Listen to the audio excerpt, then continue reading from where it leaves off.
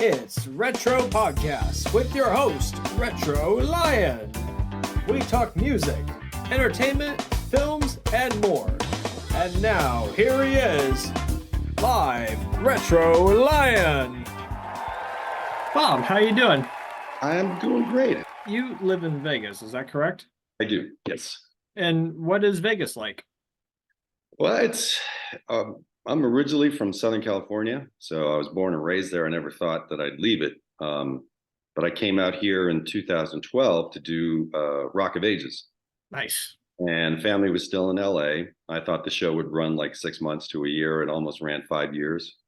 So ended up selling the house in LA and we moved here and been happy ever since.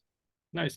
And is everything like what you would see in the movies with Las Vegas? Do you get to see like the neon signs and the billboards and the big buildings lined up? Yeah. I mean, we live in the suburbs basically in Henderson. So it's just a normal neighborhood, you know. I drive to the Strip every day because I manage 2 art galleries called Amazing Gallery. Check them out. Really cool stuff online. Amazing.com. So I drive to the Strip every day. So my wife and I rarely go to the Strip because of that. So, and here comes my cat. And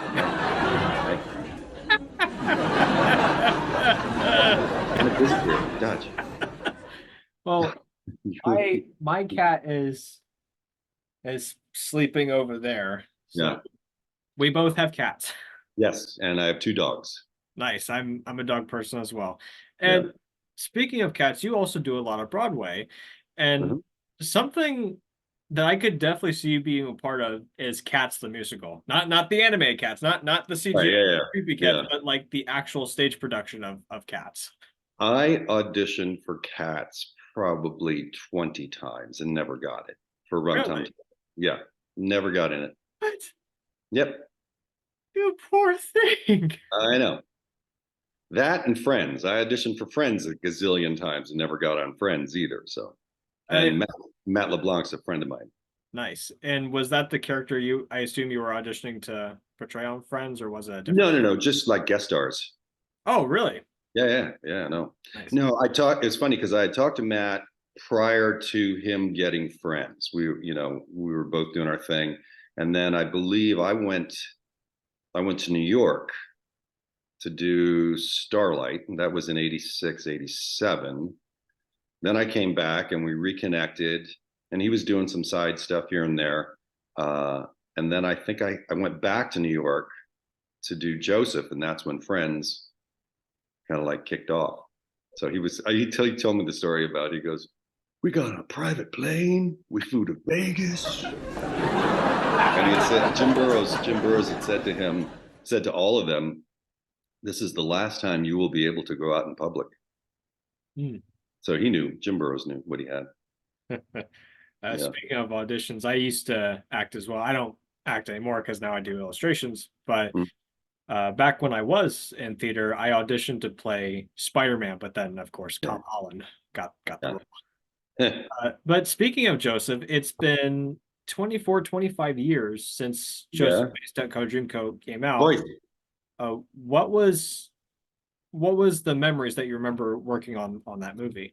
So I had already done the stage play. You know, I was the U.S. tour and Broadway, and I worked with Andrew obviously in Starlight Express, so they knew who I was, and I was just very blessed that they called me to reprise the role in the film. Yeah, and that was a lot of fun. What was it like to play Pharaoh? Well, it's funny because normally, so in my contract, the original contract for the stage production was just to play the Pharaoh. And I knew in the past that the actors who played Pharaoh also played Levi, one of the brothers. And I'm not the guy I'm not going to sit backstage for the entire show, come out, do 20 minutes and, okay, great. So that was part of my contract. I said, I don't want the contract unless I can play Levi. And then it turns out, because I was on a principal contract, if you know the show, you know, like when we play in the Potiphar, so when he's Levi, he's distinct, right? You know who Levi is. But in the Potiphar scenes, we all look the same. In other scenes, we all look the same. So equity got involved and said, why is he in those numbers? So then they had to take me out of them. Stupid. Understood. Yeah, whatever. But hey, it was a blast. I loved it. And then for the film, we flew to London. We shot at Pinewood Studios, which was awesome because, you know, I'm a big James Bond fan. And I think I was there 3 weeks. I worked 3 days. I played golf the rest of the time. It was the best job ever. And what made me curious when watching, I was at my parents' house for Easter and we watched it on a big screen with a projector and surround sound and everything. We watched Joseph on the big screen. And I've always been curious when it came to like, because the movie itself, it takes place in a school, kids go into the theater, they watch the whole Joseph play and their school theater. So like were all the sets, were they all shot in one big building or were they There shot? were, yeah, we were on a massive sound stage. It was shot in HD. And I mean, the sets were stunning, but what was crazy, it's, you know, when we were done, you know, we come in the next day and those beautiful sets were all in the trash. And it's cheaper to trash them than to store them. Understood.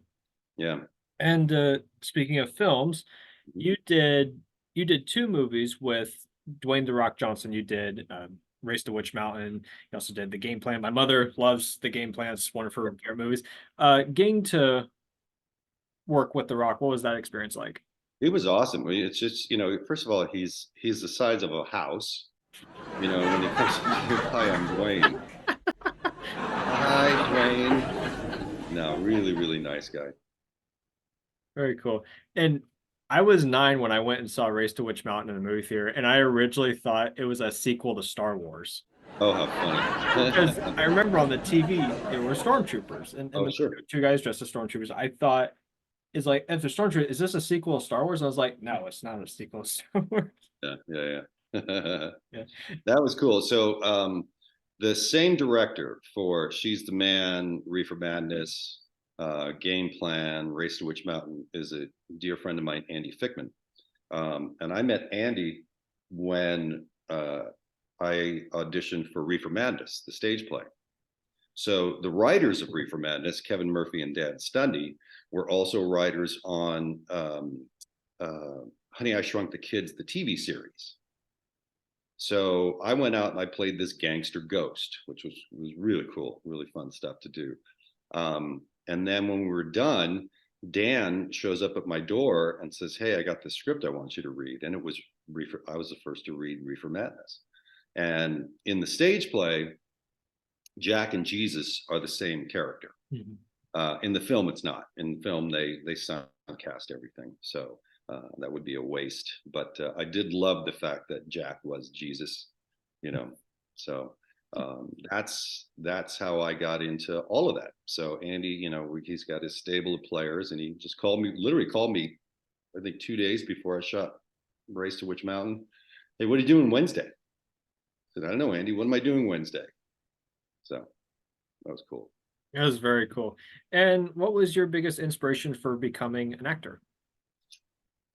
I mean, it started in high school. I was a big jock, and I was, you know, a bit of a prankster and a jokester. So my start was I auditioned for and I told everybody I'm going to audition for this musical, and they're like, Torti, shut up.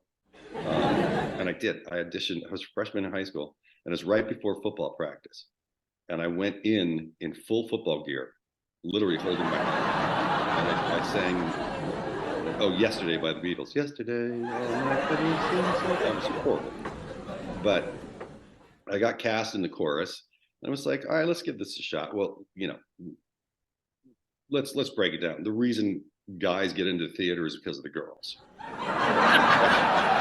That's why I was going to dance class 7 days a week. I'm not there learning to dance. There's some chicks. So I just kind of stuck with it. Got better because I was horrible. Couldn't sing, you know, couldn't keep it, you know, pitch a note, whatever. Then I started getting the leads. Then right out of high school, we did a production. We started our own theater company with my theater director, who's since passed, Ray Cavallari, and Ed Archer, who's the musical director, who is still with us. we started a thing called Camille Ensemble, and Camille was Ray's mom. And the first production we had done was Godspell, and I played Jesus. I was 17 and a half. The show was a huge success. And one night, Universal Studios just happened to be in the audience. So they signed me to a 7-year contract deal. Yeah. That is really cool. 17, yeah. And I just started watching a movie that you were in with Tom Hanks. I'm sorry, I just had a brain fart. I literally forgot the name of it. That thing you do? That's the one. Thank you. And what was that experience? So I got a call from the casting director who was a big fan of Broadway, and he had said, I want you to come. There's nothing in this for you, but I want you to meet Tom anyway. So I was like, oh, absolutely.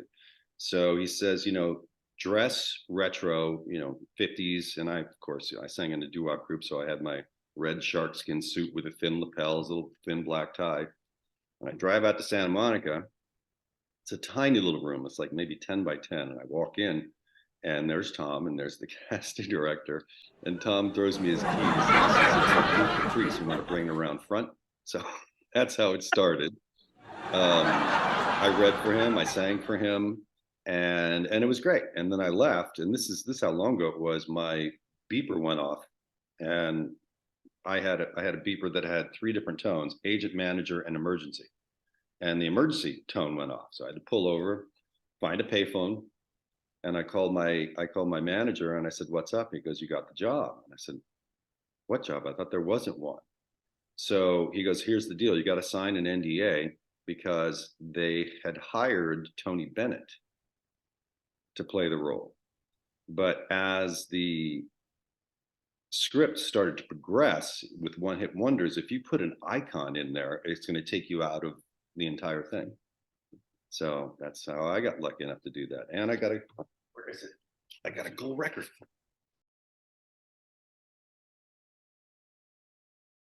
That is awesome. Yeah. Yeah. That thing was so cool. And I remember having conversations with Tom, and he's, because he knew my theater background and stuff. And he's like, what the problem with musicals is, Bob? You screw up a lot of good lyrics with song.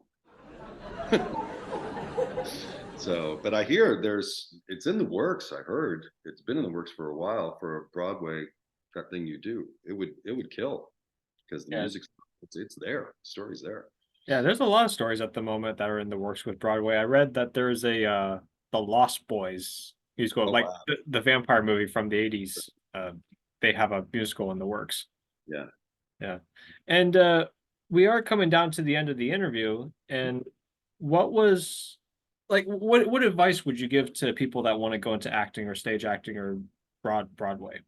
Put on your big boy pants. It's not easy out there.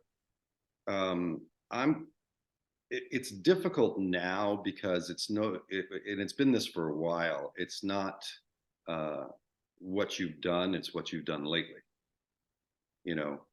So I'm very proud, 45 years, my resume, and I worked really hard to get everything that I got, but I can't compete. That's just the way it is, because there's even auditions where you can't even see the script or audition unless you have 1 million Instagram followers. So local theater, that's how I got my start. That's how you get your chops. Obviously work with people that are better than you. You need to aspire to somebody. Once you're the biggest fish in the pond, you got to go, because that's just gonna maintain. But the business is weird with all the COVID stuff. These self-tapes, I suck at self-tape. I'm horrible at it.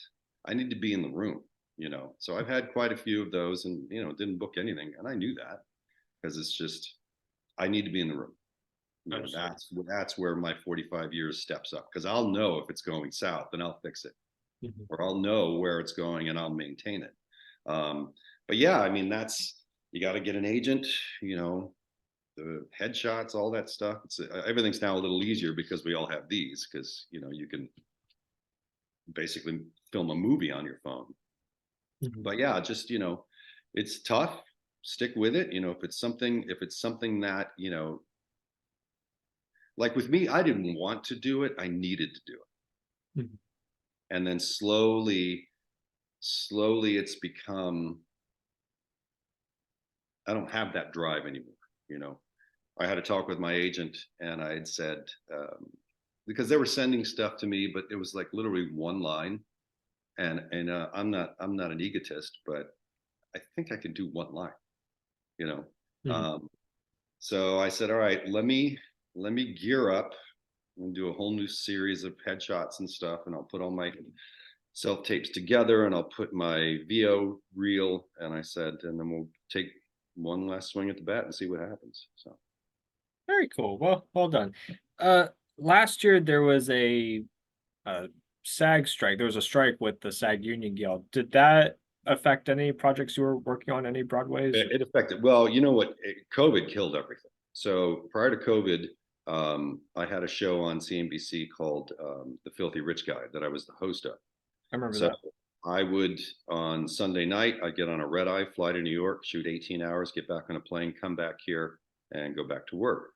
So that got killed. I had a very successful real estate business where I was focusing on getting entertainers out of their apartments. So I got some good friends of mine into houses. You know, I said, you're paying less now and you own something. That got killed. And then my wife and I started a company called Brunch to Broadway. So out here in the hotels, they got these clubs that are really cool, like 300-seat little theaters, but they're only used at night. So at the time, a GM friend of mine for Station Casinos, I said, you know, hey, you got a minute? I got a pitch. And it was basically, look, these beautiful rooms sitting vacant during the day. And on the weekends, you got anywhere from 1,000 to 3,000 people coming on property just to eat brunch. Why not entertain them? So Brunch to Broadway. And I remember in our contract, my wife and I, that with the hotel, we were required to bring 50 people on property per day. Well, we were bringing 600, and we were selling out. It was awesome because it was literally $20 for the show, $35 for the show, and to eat. And it's a 1 hour show. And the other thing that was built in, because the pitch, you know, it was literally a 5 second pitch, and he goes, that's genius, let's do it. And I had said, and the other thing, we don't need a special event. You know, our demographic is age 50 to dead, and that's my demographic, and they're already here. So they don't go out at night, but they go out to eat. And that was the success of it. And then COVID hit, shut that down. All of my contacts, everybody picked up and left. So we could try and do it again, but you know, just everybody, you know, all my musicians and singers and stuff, you know, they all had to fend for themselves, you know. So, and they're all doing that. But it was great. It was a really fun show. And a real quick story, I got a phone call from the GM saying that The Godfather wanted to have a sit down with me. And I'm going, The Godfather? We're in Vegas. What the heck? So I go and I meet, his name is Mark Wayman, really good friend of mine. Him and his wife, Ann, are just incredible people, and they give so much back to charity. And I had a meeting with him, and he goes, I just want to meet the guy who came up with this brilliant idea because I have nowhere to take my 85 or 84-year-old mother. So, yeah, I miss it. I miss it. Yeah. Fully understood. And my mother wants to know, do you have a favorite board game? We have a game here. I don't know if it's really a board game. It's called Shut the Box. So it's a dice game with numbers, and you just roll six, then you close six. This, that. So it's like it's the closest board game. Yeah. Oh no, that's not true. We are Sorry Fanatics. Great game. Yeah, absolutely. You're all the way there, and it's like, oh, I just lost. Yeah, sorry. It's a really fun game. Was thinking of Cranium the other day. Yeah, okay. Yeah, I was like, is Cranium still around or? I'm sure they all are. Yeah. Yeah. Well, Bob, thank you again for joining today's Yeah. episode. This is actually the third episode. Oh, sweet. Thank you for joining. Well, thank you for having me. Thanks for listening. Be sure to like and subscribe to our YouTube channel. Follow us on Spotify and follow us on Instagram. See you next week.